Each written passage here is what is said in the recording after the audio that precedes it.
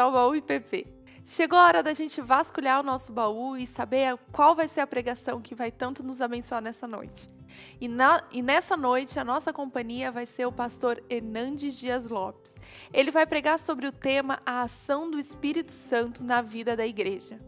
Então, fica com a gente, mas antes, você achou que eu ia esquecer a enquete, não é mesmo? Então, anota aí.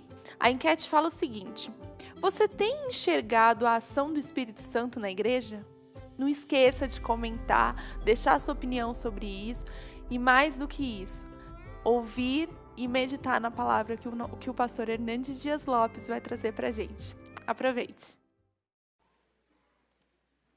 Irmãos queridos, nós vamos abrir a palavra de Deus no livro de Zacarias, profeta Zacarias, capítulo 4. Profeta Zacarias, capítulo 4,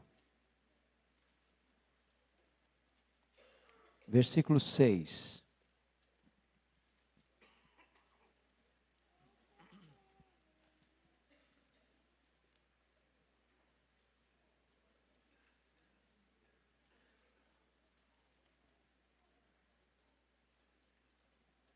Profeta Zacarias, capítulo 4, verso 6. Prosseguiu ele e me disse: esta é a palavra do Senhor a Zorobabel, não por força, nem por poder, mas pelo meu espírito, diz o Senhor dos exércitos. Agora eu convido você para ver em João, capítulo 16, verso 7. Evangelho de Cristo, conforme João 16, verso 7.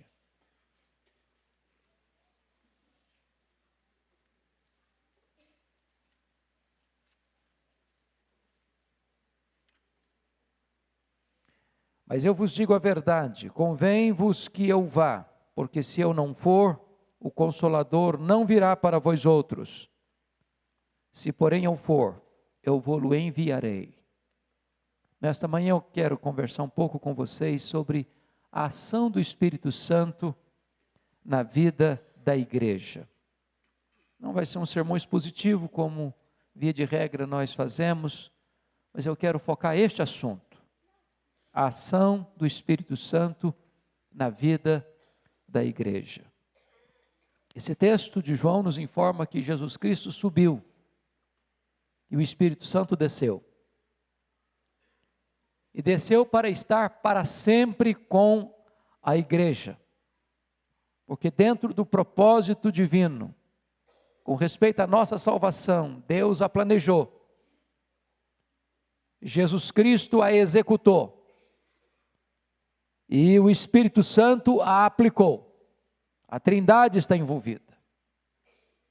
Mas hoje eu gostaria de destacar a obra do Espírito Santo.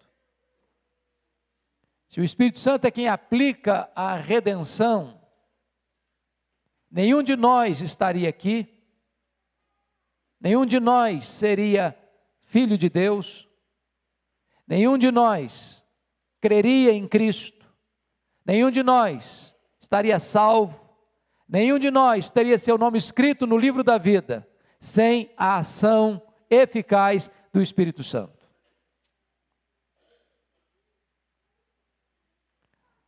O que eu gostaria de hoje focar é que, dentre a Trindade, o Pai, o Filho e o Espírito Santo, parece-nos que, ao longo da história, a pessoa e a obra do Espírito Santo não têm recebido a mesma ênfase que deveria ter recebido ao longo dos séculos. Francis Chan chegou a dizer que o Espírito Santo é o Deus esquecido, o Deus esquecido. E eu queria hoje então focar algumas verdades. Primeiro, a necessidade de se conhecer o Espírito Santo. Talvez um dos primeiros e mais importantes documentos da história da igreja é o Credo Apostólico. Acho que todos nós conhecemos o Credo Apostólico. E já ali, esta ênfase não tem o mesmo equilíbrio. Por exemplo, está escrito: creio em Deus Pai, Todo-Poderoso, Criador do céu e da terra. Não apenas a afirmação da primeira pessoa da Trindade, mas uma descrição de quem Ele é E a obra que ele fez, ele é todo poderoso e ele é criador dos céus e da terra. Quando vai se falar da segunda pessoa da Trindade, há mais detalhamento. Creio em Jesus Cristo, seu único Filho, nosso Senhor, qual foi concebido por obra do Espírito Santo, nasceu da Virgem Maria, padeceu sob o poder de Pôncio Pilatos, foi crucificado, morto e sepultado, desceu ao Hades, ressurgiu dos mortos ao terceiro dia, subiu ao céu, está assentado à mão direita de Deus Pai Todo-Poderoso, de onde há de vir para julgar os vivos e os mortos. A declaração na sua pessoa e uma descrição detalhada da sua obra. Mas quando o credo vai se referir à terceira pessoa da Trindade, está escrito, creio no Espírito Santo. Não há sequer uma palavra sobre a obra do Espírito Santo. O credo não errou no que afirmou. Está correto. Mas talvez faltou ao credo a mesma ênfase que se deu à primeira pessoa e à segunda pessoa da Trindade. Uma descrição da obra do Espírito Santo. Se você parar para examinar a história da igreja, parece-nos que durante os períodos pais da igreja e durante todo o período da Idade Média, e eu estou falando com isso em praticamente 1500 anos, nenhuma obra de fôlego foi escrita sobre a pessoa e a obra do Espírito Santo. Escreveu-se, mas não com tamanha ênfase. Se você parar para perceber, João Calvino, no século XVI, é que vai ser chamado de o teólogo do Espírito Santo. Quando ele escreveu as Institutas, que foi exatamente uma descrição detalhada do credo apostólico, e ele escreveu as Institutas em 4 livros. Primeiro livro, Creio em Deus Pai. Segundo livro, Creio em Deus Filho. Terceiro livro, Creio em Deus Espírito Santo. Quarto livro, Creio na Igreja. Ele, então, no terceiro livro das Institutas, foca sobre a pessoa e a obra do Espírito Santo, e isso lhe dá o título de o teólogo do Espírito Santo. Foi só no século XVII, quando um puritano da Inglaterra, chamado John Owen, vai escrever o primeiro clássico sobre o Espírito Santo. E só no século XX, que outro estudioso da Holanda, Abraham Kuyper, vai escrever um outro grande clássico sobre o Espírito Santo, e este agora já traduzido para a língua portuguesa. John Stott, um dos mais importantes exegetas do século passado, falecido no nosso século, disse que o problema da igreja é o problema da polarização, dos extremos. Enquanto uns esqueceram a pessoa e a obra do Espírito Santo, outros hoje só falam nele, e ainda de forma distorcida. J. Packer, considerado o maior teólogo do século XX, no seu livro Na Dinâmica do Espírito, disse que o Espírito Santo tem o ministério do holofote. O papel do Espírito Santo é exaltar Jesus, é destacar Jesus, é glorificar Jesus.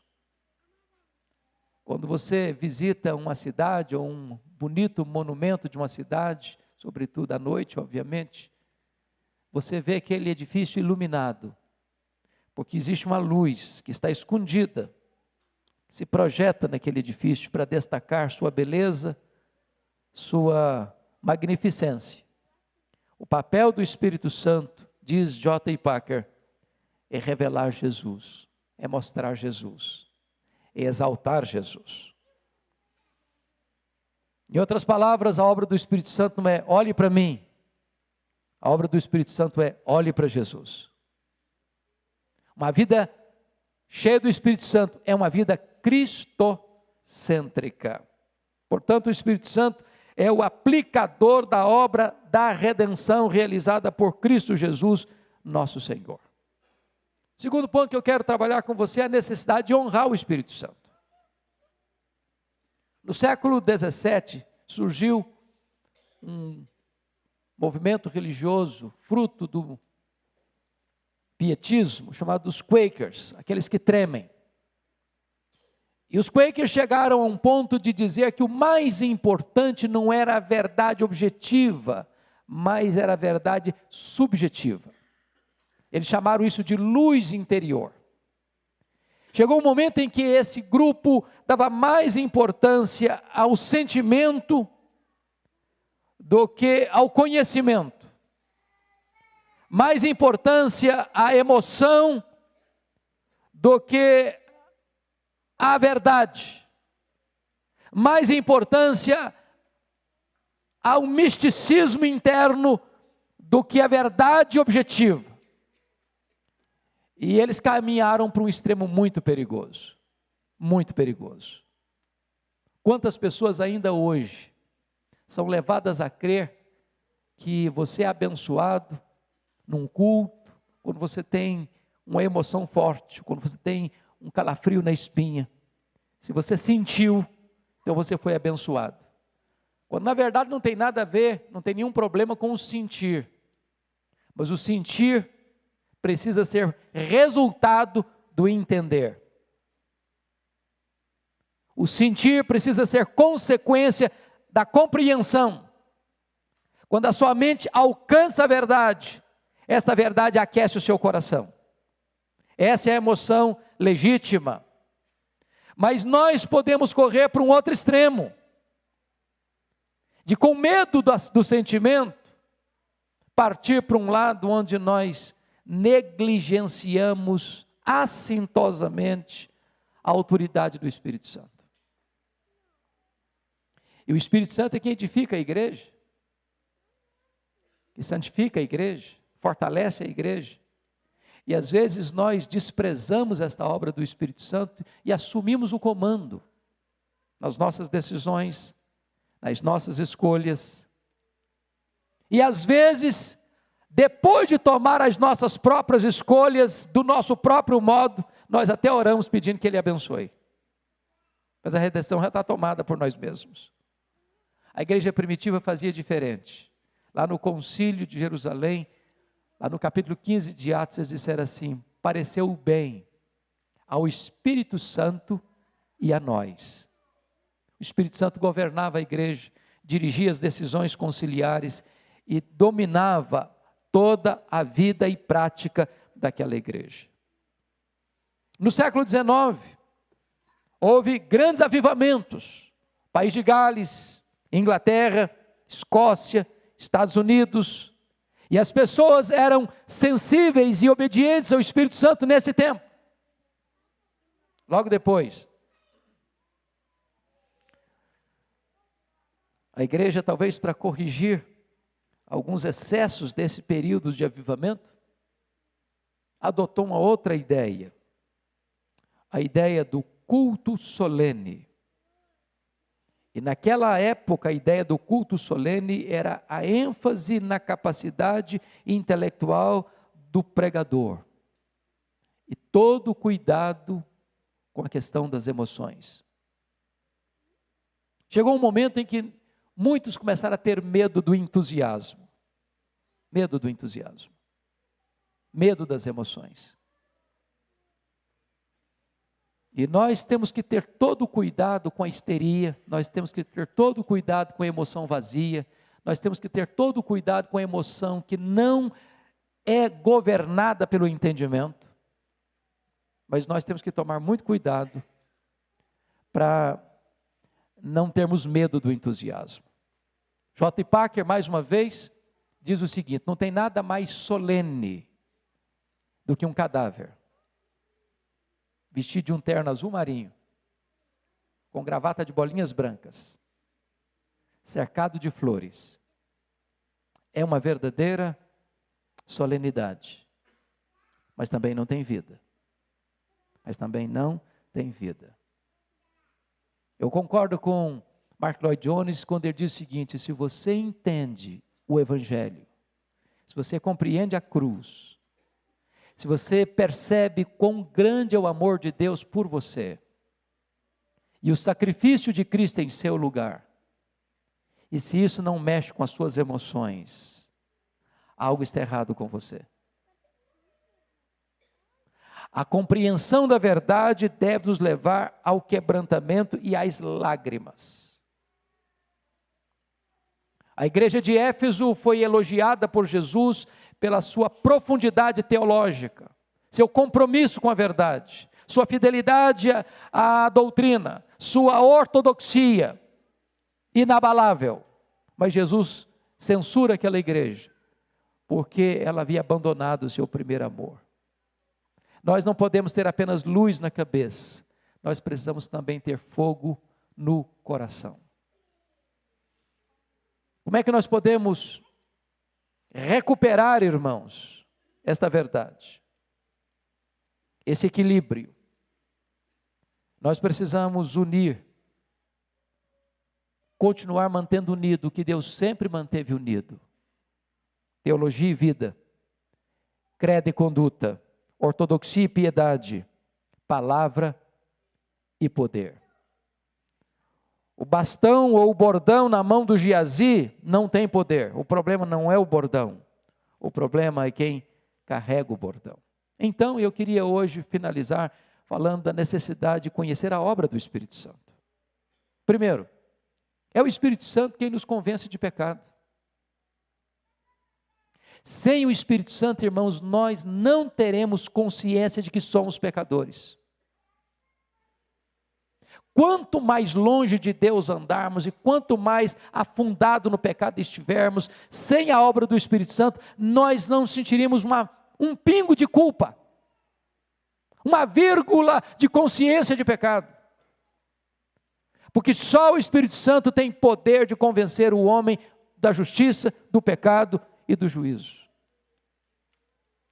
Quando eu olho hoje o contexto evangélico brasileiro e do mundo inteiro, a sensação que eu tenho é que nós estamos padecendo deste mal, nós não choramos mais pelo pecado, não sentimos mais tristeza pelo pecado. Qual foi a última vez que você viu uma pessoa chorando, quebrantada, sentindo aquilo que os puritanos chamavam lá atrás de a agonia do arrependimento? Falta choro pelo pecado, falta tristeza pelo pecado, falta quebrantamento. Nós às vezes temos muito ajuntamento, mas pouco quebrantamento. Nós precisamos da obra do Espírito Santo no nosso meio. Alguns pregadores contemporâneos, como talvez o mais famoso hoje nos Estados Unidos, Joel Osteen,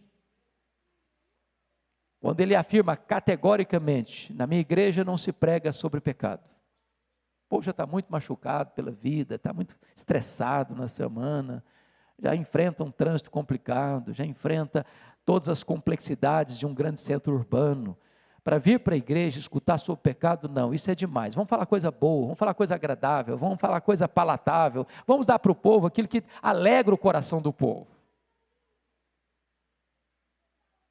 Meus amados irmãos, nós mais do que nunca precisamos ser despertados para a convicção de pecado, porque do contrário não haverá cura, não haverá restauração, não haverá salvação, não haverá crescimento espiritual.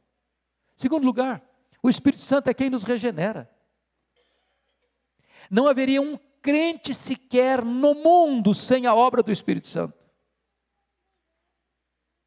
Nós poderíamos usar todo o nosso conhecimento, a nossa tecnologia, a nossa metodologia, toda a nossa sofisticação, nós não produziríamos um salvo sequer sem a obra do Espírito Santo de Deus.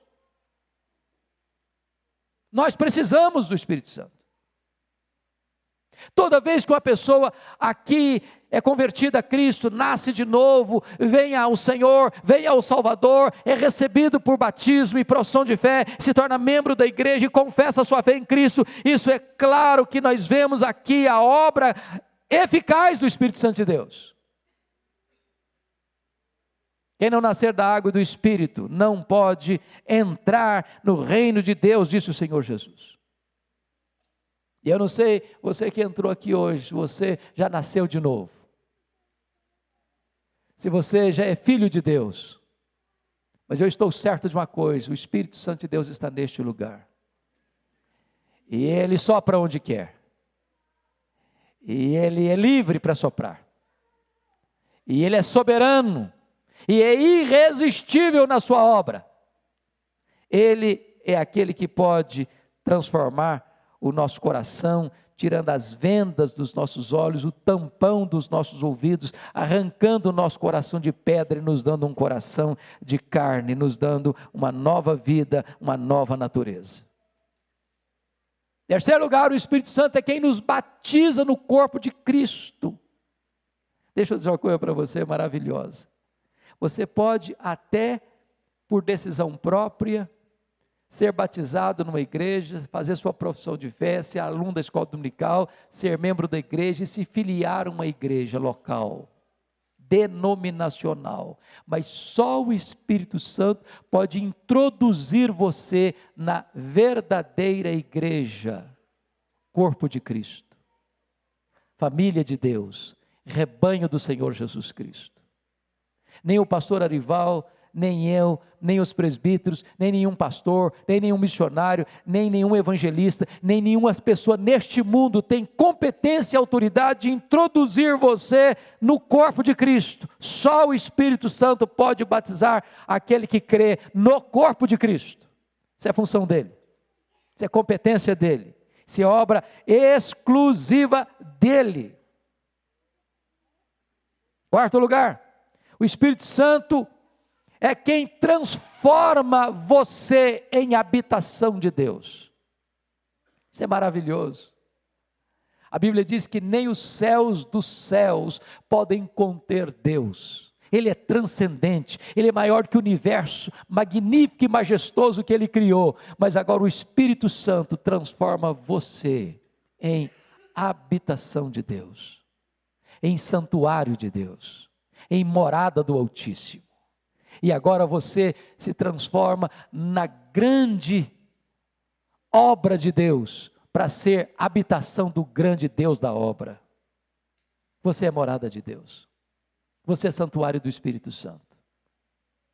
Só que a palavra que aparece, santuário, na língua grega, é muito curiosa, porque está falando numa linguagem bem judaica. Você sabe que o templo, ele era dividido em departamentos, desde o tabernáculo, depois o templo, e havia um lugar no templo, que era o lugar mais importante do templo, onde ficava o Santo dos Santos, e lá dentro ficava a Arca da Aliança, e era ali que a Shekinah de Deus, a glória de Deus se manifestava uma vez por ano. Quando a Bíblia diz que você é santuário do Espírito Santo, ela não está falando da nave onde as pessoas circulavam diariamente, ela está falando exatamente do Santo Santos, onde a glória de Deus se manifesta. Você é a morada do Altíssimo. Agora pense comigo, o pastor Arival até brincou um pouquinho hoje com as crianças no começo, silêncio na casa do Senhor. Legal. Sabe por quê? Aquilo que é normal e aquilo que é comum lá no pátio, não é comum, não é normal aqui dentro. Lá fora a gente brinca, lá fora a gente conta algumas histórias até engraçadas e até outras não convenientes. Mas aqui dentro é um lugar onde você, por natureza, diz, preciso respeitar. Preciso respeitar. Se nós respeitamos esta casa feita de pedra, de tijolo, de madeira, muito mais deveríamos respeitar o Santo dos Santos, onde o Espírito Santo de Deus habita. Nós não podemos olhar determinadas coisas, nós não podemos ver determinadas coisas, nós não podemos ouvir determinadas coisas, nós não podemos ir a determinados lugares, nós não podemos botar nossa mão em determinadas situações, porque nós somos o santuário de Deus. E a Bíblia diz, aquele que destruiu o santuário de Deus, Deus o destruirá. Mas o Espírito Santo, em quinto lugar, é aquele que nos garante a vida eterna, porque a Bíblia diz que ele é o selo da nossa redenção. E essa ideia de selo tem três características. Primeiro, selo fala de propriedade. Quando o Espírito Santo selou você, o Espírito Santo está dizendo o seguinte, você é propriedade exclusiva de Deus. Você não pertence a Deus e mais a outro alguém, você é só de Deus. E Deus tem ciúmes, Deus tem zelo, Deus não reparte você com mais ninguém, você é dele, exclusivamente dele e só dele. Segundo, selo fala não apenas de propriedade, mas de genuinidade. Significa que você não é obra espúria, contaminada, misturada. Você é obra exclusiva do Espírito Santo de Deus. Deus fez uma obra não apenas completa, mas genuína em você. Terceiro lugar, quando fala de selo, fala de inviolabilidade. Romper um selo, quebrar um selo, violar um selo é um crime. Isso significa que Deus salvou você, que o Espírito Santo selou você, e que esta obra que Jesus fez em você, que o Espírito Santo operou em você, é uma obra perfeita e inviolável. Ninguém agora pode arrancar você das mãos de Jesus Cristo. Sua salvação está garantida. Paulo chega a dizer que o Espírito Santo nos foi dado também como penhor. A palavra penhor é muito bonita. A palavra penhor significa anel de noivado. Naquela época o noivado tinha uma cultura muito mais forte do que hoje. Só se rompia, por exemplo, um noivado por meio do divórcio. Era feito diante de testemunhas. Era um contrato legal. Deus não é homem para mentir. Quando você creu no Senhor Jesus, o Espírito Santo foi dado a você como anel de noivado. Deus está dizendo o seguinte: fique seguro, fique certo disso. Aquilo que eu comecei a fazer em você, essa boa obra, eu vou completá-la até o dia de Cristo Jesus. Eu vou voltar para você, e eu vou remir você por completo, eu vou levar você para a glória, vou dar para você um corpo de glória semelhante ao corpo da glória do meu Filho, e eu estou comprometendo, e eu estou empenhando a minha palavra, eu estou empenhando a minha honra, que eu não vou deixar você no meio do caminho, que eu não vou largar você no meio da estrada, que eu não vou interromper minha obra na sua vida, eu vou completar essa obra até o final, e vou levar você para a glória. Sexto lugar, irmãos, o Espírito Santo é aquele que nos santifica e produz em nós o fruto do Espírito Santo. Deixa eu dizer uma coisa importante aqui. Na justificação,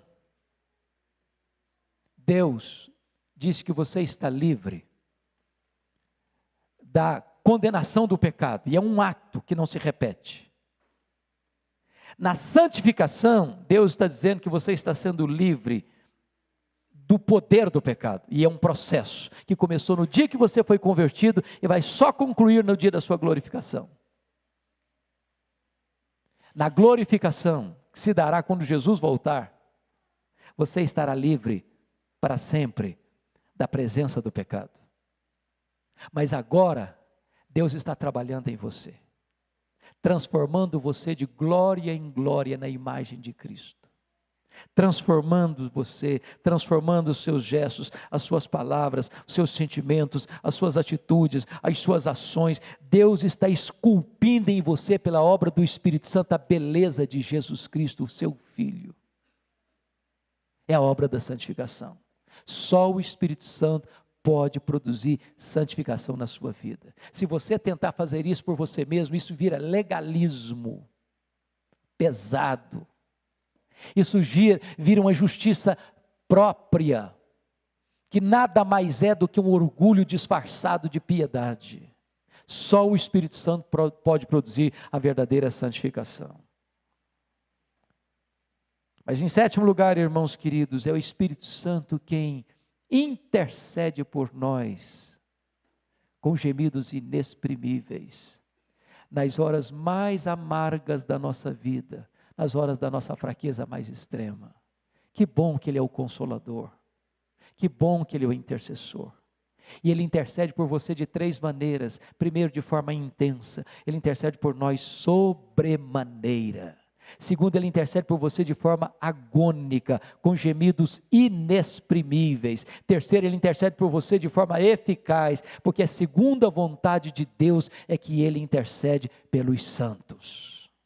Que bom que o Espírito Santo que está em mim intercede por mim ao Deus que está sobre mim. E porque Ele intercede por mim, e todas as suas orações por mim, em mim, ao Deus que está sobre mim, são eficazes.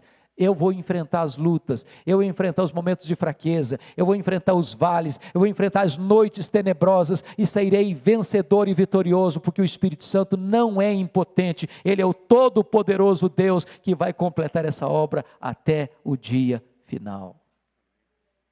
Mas eu termino dizendo para você, meu amado irmão, que o Espírito Santo é aquele que produz em você vida abundante e lhe dá poder. Jesus Cristo diz assim: quem tem sede, se alguém tem sede, venha a mim e beba. Quem crer em mim, como diz a Escritura, do seu interior fluirão rios de água viva. E ele se referia ao Espírito Santo quando falou sobre isso. E eu fico imaginando, pastor Arival, sobre o que significa, de forma plena, o que representa isso, rios de água viva. Ele não está falando de um filete de água, ele não está falando de um córrego, ele não está falando de um riacho pequeno, ele não está falando nem de um rio caudaloso, ele está falando de rios de água viva. É algo profuso, abundante, caudaloso. Ele está falando não de uma cacimba de águas paradas, ele está falando de rios que fluem, que jorram.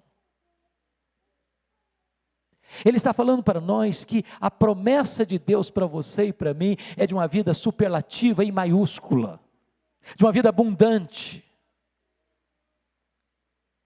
E todo aquele que crê nele, como diz a Escritura, agora preste bem atenção, não é crer nele como eu penso, não é crer nele como diz o fulano ou beltrano, não é crer nele como diz alguns ou outros, é crer nele como diz a Escritura.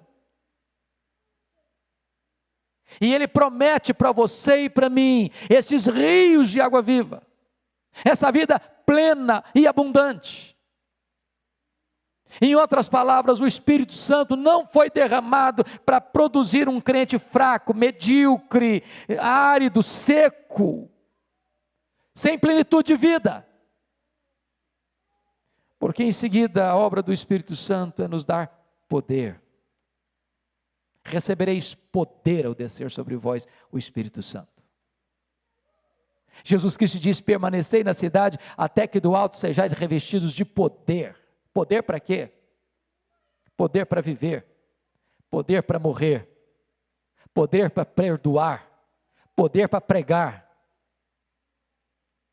poder para viver a vida cristã nas horas difíceis e nas horas alegres, poder espiritual. A pergunta que eu faço a você nesta manhã é esta: você tem experimentado esse poder na sua vida? Você tem percebido esses rios de água viva fluindo do seu interior? Eu queria concluir dizendo o seguinte: eu e você, a nossa igreja aqui em Pinheiros precisa profundamente da obra poderosa do Espírito Santo. Deus tem nos abençoado, mas Deus tem muito mais para nós, infinitamente mais para nós. É o Espírito Santo quem, ao longo dos séculos, tem trazido para a igreja de Cristo poderosos e abençoadores avivamentos espirituais. E nós aguardamos esse tempo, quando os céus hão de se fender, e Deus vai derramar sobre nós torrentes do seu Espírito, trazendo vida plena, trazendo vida santa, trazendo vida operosa, trazendo vida de poder espiritual. Eu não gostaria de viver o resto dos dias da minha vida apenas ouvindo falar. Eu gostaria também de experimentar o que Deus fez lá atrás, em tantos lugares, em tantos tempos diferentes, nos nossos dias. Como na oração feita um dia lá em Quacisabanto, uma menina orou e disse: Senhor, Tu fizeste coisas lindas no passado, Tu derramaste o Teu Espírito em tantos lugares, tantas vezes, faz de novo, Senhor, faz de novo, faz de novo. Que atitude você e eu vamos tomar? 3 atitudes, eu penso. Primeiro, Não entristeça o Espírito Santo. Ele é uma pessoa. Ele é Deus. Ele está em você. Não o entristeça. Não o entristeça. Segunda atitude, não apague o Espírito. O Espírito é como uma chama em você. E você apaga uma chama tirando o combustível. Você apaga uma chama jogando entulho em cima dela. Não apague o Espírito. Terceira atitude, seja cheio do Espírito Santo. Enchei-vos do Espírito. Isso é uma ordem de Deus. Isso é uma ordem contínua de Deus. Você não produz essa plenitude, você recebe essa plenitude. Enchei-vos do Espírito Santo. Curva sua fronte, querido. Eu quero orar com você. Quero colocar a sua vida diante de Deus. E eu gostaria que você estudasse a Escritura para conhecer a pessoa do Espírito Santo. Que você lesse obras boas, bíblicas, consistentes, sobre a pessoa e a obra do Espírito Santo. Eu gostaria que você orasse por isso. Você que um dia foi regenerado pelo Espírito. Você que um dia foi selado pelo Espírito. Você que um dia foi batizado no corpo de Cristo pelo Espírito. Você que é hoje habitado pelo Espírito. Você que está sendo santificado pelo Espírito. Você que tem o Espírito Santo como intercessor dentro de você. Você que recebe do Espírito Santo dons espirituais e produz o fruto do Espírito. Você que agora pode experimentar rios de água viva fluindo do seu interior. Você que pode ser revestido com o poder do Espírito Santo. Não incorra naquele erro. O Espírito Santo, Deus, está sendo esquecido. Ame o Espírito Santo. Obedeça o Espírito Santo. Honre o Espírito Santo. Ande no Espírito Santo. Viva no Espírito Santo. Seja cheio do Espírito Santo. Produza o fruto do Espírito Santo. Experimente o poder do Espírito Santo. Ah, Senhor Deus, nesta manhã nós precisamos tanto, Senhor, de que Tu abras os olhos da nossa alma, para compreendermos a beleza da obra do Espírito Santo em nós e por nós. Não nos deixes ser negligentes, lerdos, remissos, mas ajuda-nos, Deus, a vivermos de tal maneira que o Espírito Santo seja absolutamente o regente da nossa história, nos levando a Cristo Jesus, nos transformando à imagem de Cristo Jesus. Nós precisamos, Deus, do Espírito Santo. Nós queremos mais do Espírito Santo. Nós queremos ser cheios do Espírito Santo. Nós queremos estes rios de água viva do Espírito Santo. Nós precisamos do poder do Espírito Santo. Então, Senhor, derrama do Teu Espírito Santo sobre nós. Visita o nosso coração nesta manhã. Desperta a nossa alma. Inflama o nosso coração. Reaviva a nossa igreja. Manda, Deus, as torrentes do Espírito Santo sobre nós. Porque nós também queremos experimentar aquilo que outros povos experimentaram. Inclina o nosso coração para Ti. Produz em nós nesta manhã quebrantamento e arrependimento. Se porventura alguém aqui nesta manhã, Deus, que ainda não experimentou o novo nascimento, que o Espírito Santo, como vento livre e soberano, sopre neste coração, produza vida, santifica-nos e reveste-nos com o Teu poder. É a nossa súplica, em nome de Jesus. Amém. E aí, conseguiu pensar sobre a pergunta que eu te fiz no começo? Bom, espero que você pare um pouco e com o tempo pense e medite sobre como o Espírito Santo pode fazer grandes coisas na nossa vida. Bom, te espero no próximo programa. Tchau, tchau!